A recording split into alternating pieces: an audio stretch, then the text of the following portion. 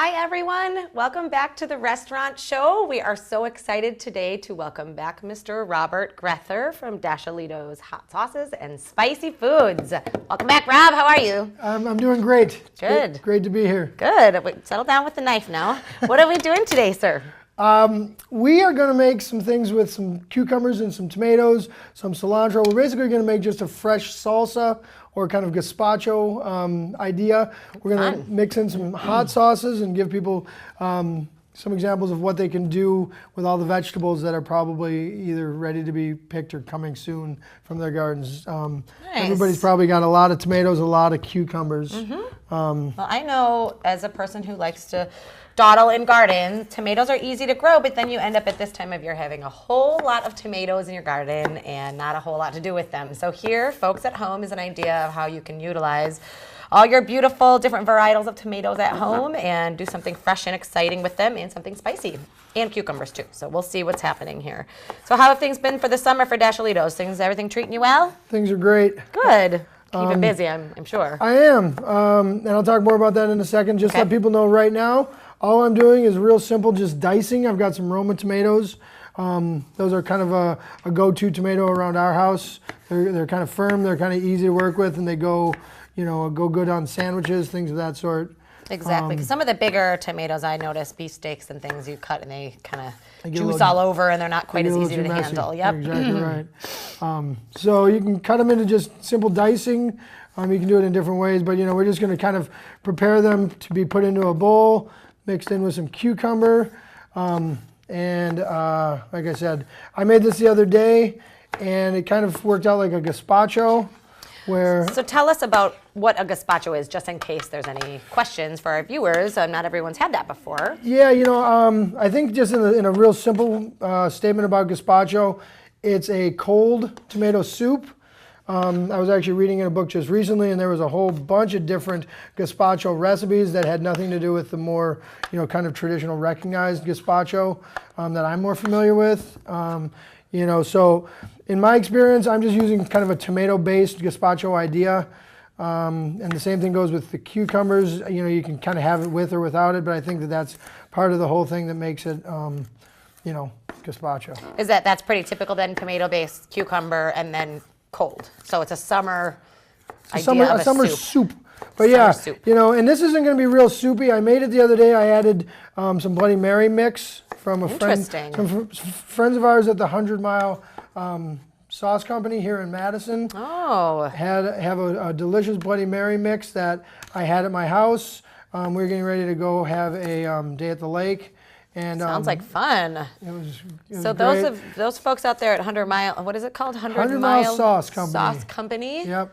You can call Rob and thank him for mentioning you on television on the restaurant show. Friends of ours are great guys. No, I've had their Bloody Mary mix. It's fantastic. I think they have some other products too. Yep, they have a barbecue sauce and some other things. So yeah, it's a real simple. We've only got like 7 minutes here to do this, but you can see I'm already pretty much done. Take some cilantro, kind of chop that up. So here we have cilantro, often used in salsas and other kinds of kind of fresh greens type dishes, right? So, salsa, speaking of salsa, Dashelito's has a salsa that we've made in the past, but we are not doing much with. Just this summer here, we won delicious. State Fair. We were in the State Fair Jam and Jamboree or Eats Treats competition. So this is the Wisconsin State Fair I think we're referring to. Yep. It takes place in Milwaukee every summer. Was just last week. We've done some stuff there with the TV station and the restaurant show, so they have a good time there. So it sounds like Dashelito's won. Dashelito's was there for 2 different categories. A little bit of lime juice, cilantro, lime, salt, cucumber, and tomato. Dashelito's was there for 2 different categories. We were in the hot sauce and barbecue sauce. We don't have a barbecue sauce, but we went up against the hot sauce or the barbecue sauces. And how did it do? We got 2nd place for the congratulations. For the Green Owl, and we got 3rd place for the Red Honey. So I'm just going to add a little bit of green fire. As I tell everybody always, just kind of add it at your own pace. Adding it to taste, and I think that people have seen you do this before. And you give it a little try, and then if it's not spicy enough, you can go and add more or add a different flavor. And what you're going to want to do to really get the flavors, to infuse is you're going to want to chill this, I think, for like an hour. Like I said, if you had some Bloody Mary mix or even some just tomato juice and you wanted to add a little bit of that to this, it would really help to kind of soup it up a little bit.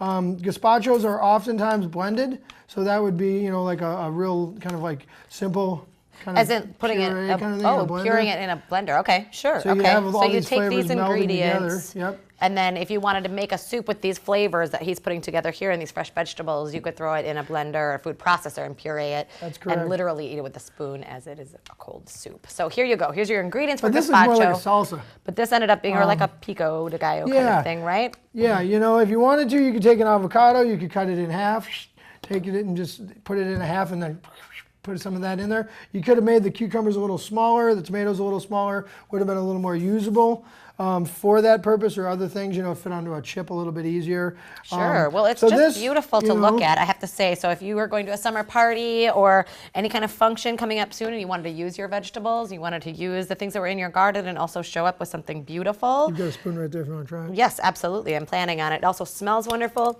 Cilantro, if you haven't used it before, is a really strong smelling and fresh tasting herb. So it goes good with a lot of things, especially tomato and cucumber mixture. So I'm going to give this a try here. That's good. Well done, sir, as always. And spicy. So very So, yeah. good. A couple other things to talk real about quick, here. If anybody's going to be doing any pickling, That's delicious. pickled green beans, we do that. We put in sweet heat and actually fresh cranberries. I don't know if anybody can see that. Totally different recipe. Brussels sprouts, green fire Oh, spiced gotta love your Brussels Brussels sprouts. Yep. Again, with the Bloody Marys, I think there's like a common theme here, but this stuff isn't bad in Bloody Marys as far as I understand as a fun little additive. So, pickled Brussels sprout. Fantastic. These are amazing. And here's the deal.